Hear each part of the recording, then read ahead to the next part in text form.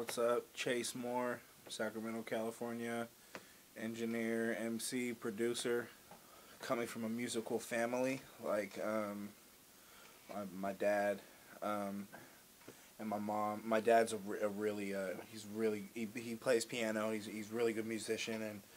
And, music was just always in my household growing up. So I think just being around it, as far as like hearing a bunch of different music, but then my dad was also doing some composing and writing in the house, so I kind of just saw that at a real young age, and then kind of just naturally grew into that, so I think seeing the creation of music and the writing aspect at a young age, and my pops was teaching outside of the house at that time too, so it was just like, that's kind of like all I've really known, so it just naturally started making my own music, Probably like the first time I heard 36 Chambers, like that when a buddy of mine had given me the tape of 36 Chambers, and I remember hearing that when Bring the Ruckus, that first joint, because I always had liked rap, but that I just remember hearing that tape in whatever grade in elementary it was,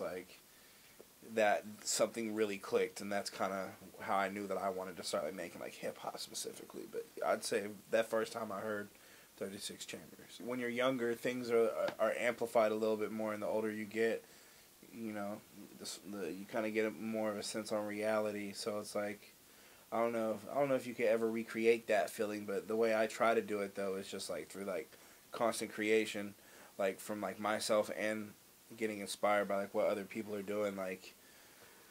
Anytime I hear you hear some new music that you like, it's kind of a small recreation of that feeling. It may not be as monumental as hearing a crazy album that's going to change your life, but I get that feeling from hearing new artists that I like, and the projects that I'm working on too, because that's trying to always recreate that feeling, because that's the best part about music. But anytime I hear some music I like that super inspires me, and that that's that feeling that got me hooked in the first place.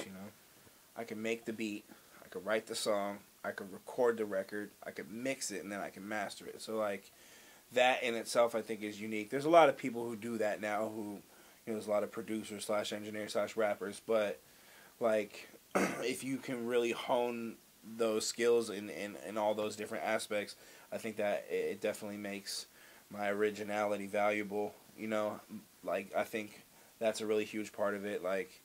Because I've always been drawn to the studio aspect and the post-production aspect just as much as the creation. So for me, they just go hand in hand. But I think that's what really keeps me, keeps the originality going, is just being able to do all aspects of it and get creative, but there might be certain areas I focus on more, but having those tools in my tool belt at all times definitely helps me with what, with the music I create, for sure. For years, I was just hooked on the studio, and just always recording, and I see a lot of people kind of fall into that.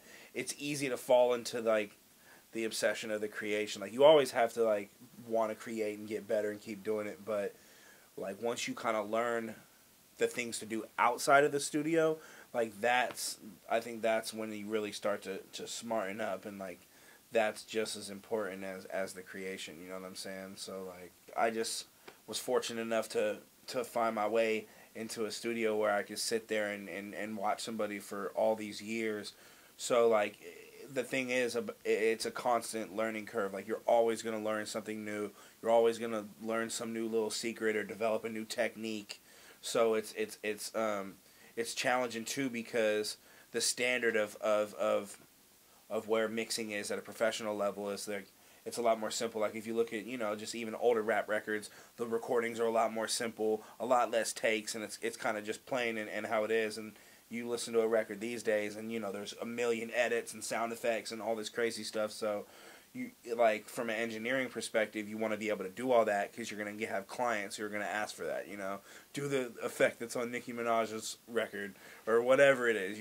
So that's definitely a challenge, that you got to be able to keep up with the current sounds and still be able to make it sound good. So that's a challenge, but it's really just like hands-on experience. Like that's the key to it. Just I love playing the producer role, and I love working with artists on projects, you know. So I really like, I'm always going to make my own music, and I'm always going to create, but I really love combining forces and brains and ideas with other artists and producing. So I definitely would like to, you know, when it's all said and done, know that I produced a lot of records and a lot of big records, and that's really the main thing that I really want to leave is, you know, and obviously with my own personal music too, because, you know, the people who like it are gonna like it, but it's really, I'm really trying to make my mark like as a producer, but then also still do my own music. But that's like really where like a lot of my central focus is. So I have a new album with DJ Epic. It's called On the Clock. DJ Epic's a producer that's done stuff from Mos Def to Mac Dre, and I've known him since I was young, and he's doing all the beats. It's just me rapping. One of my artists, C Plus's album, Local, which is gonna be coming out in the last quarter. The Hippie Sabotage instrumental stuff, and then just tons of production on future projects with cats like Satire and Immaculate and Jay Leak and a few other people that I work with extensively. So that's pretty much what's coming up like in the next grip of months. Hit me on Twitter, Chase More Music, same as Instagram and Facebook. ChaseMoreMusic@gmail.com, ChaseMore.bandcamp.com, TheBshine.com, all that.